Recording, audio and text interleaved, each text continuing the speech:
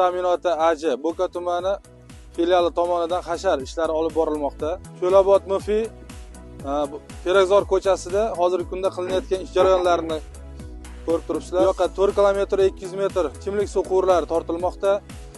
Shundan 75, 63 va 50 diametrli quvur turbalari olib kelindi. Viloyat boshqarmamiz tomonidan o'z vaqtidan oldin yetkazib berildi.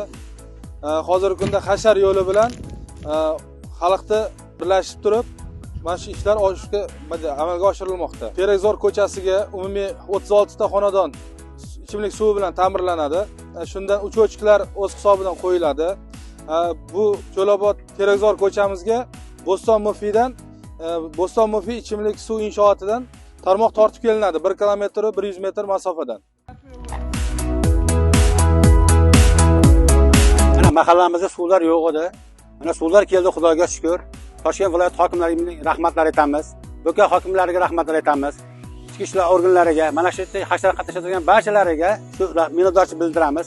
Sizlarga ham katta rahmat. Mana suvlar yo'q edi. Obodonchilik bo'lyapti mahallamizda. Qishloqda o'zgarish juda ham katta ekan. Biz bundan minnatdormiz. Sizlarga prezidentimizga rahmat, xalqimizga rahmat, hasharchilarga rahmat. Mana shu yerda obodon qilyapti.